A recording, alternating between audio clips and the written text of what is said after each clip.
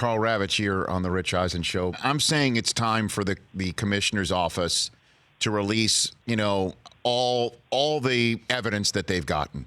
Like literally interviews, every single piece of evidence that they have received. I guess to use the Mueller report phrasing, I guess the 302s that the FBI has had with all the interviewees. Like, I want to see the hard, raw evidence here, because the commissioner's saying that this stuff was used in the 2017 postseason. The Astros have said that they didn't. And I understand that the players received immunity. There's no reason why they should receive anonymity unless the immunity covers that. And if the evidence shows it was used in the first round but not the World Series, shouldn't that tamp down anything coming from Los Angeles and New York? I mean, it's time to put all that in front of the fans. I wonder what you think of that, Karl. No, I think that makes sense. I think that the stripping of a title makes a great deal of sense. I agree with the immunity, at least in my world, and I'm not a labor lawyer, and on a lot of levels, you got to remember that Rob Manfred's background is literally in labor law. This is a Harvard-educated guy. He understands the minutia of the law. He knew, in his opinion, that if he went to file grievances, he would get hammered by the Players Association. And this is such a litigious history to this sport. Most people understand when it comes to the CBA, the owners are going to win. They always do. When it comes to collusion, we got to stay away from that because the players are going to win. He believed that if we tried to go after these players publicly or got into a grievance situation because they weren't informed of the situation, that they were going to get hammered, so he chose to go the other way. Yes, 100%. I think we should. I think we would head in that direction, given that the forest fires have now become infernos. And you can see the Players Association. This is a very delicate line that these guys are both walking here, because they both, I think, stand a great deal to lose. Tony Clark with the Players Association and Manfred as the commissioner. I think they both recognize they probably need each other more than they want to fight against each other, because this is going to blow up in a way that I don't think they had anticipated, and it already has.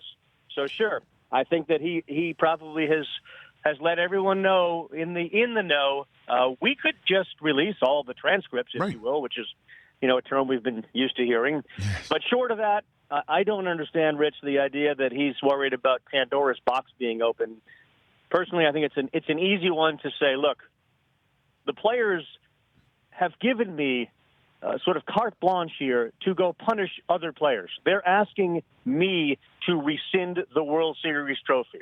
After a great deal of internal conversation between my own self and Hall of Famers, and certainly the majority of players, if not unanimous amongst the players, I decided that we will take away and vacate the 2017 World Series title.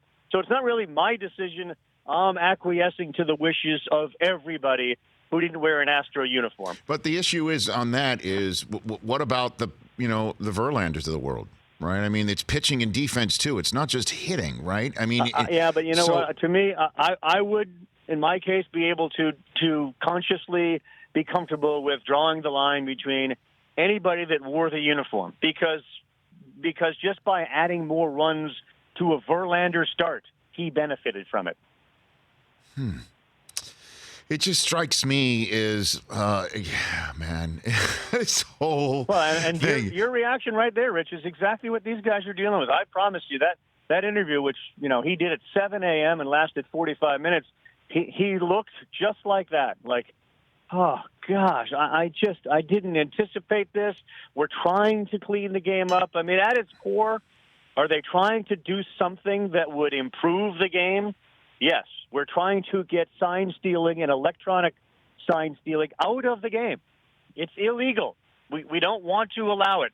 At its core, this is a fundamentally smart step to take. But just your exasperation is exactly what he's dealing with, the players are dealing with, and you can hear the same way you and I did years ago at ESPN doing SportsCenter during the McGuire-Sosa era. Right. People get so tired of it. And we're 4 or 5 days in, and you can tell they're getting tired of it. Karl Ravech here on the Rich Eisen Show. Yeah, I guess the difference is from the steroid era and this era of this style of cheating is that it's the ultimate performance enhancer of knowing if a pitch is coming, and then you use technology 100%. like this. And the question is what is the pound of flesh? It really is the trophy. I mean, is that what really tamp it down? Because I think it is. Right. Yeah, I think it is because I just don't think that they are overly concerned. To me, these guys seem more worried about the fact that they won. Like, again, just go back to the basic tenets of competition. The playing field is supposed to be level, and these guys turned it 180 degrees on level.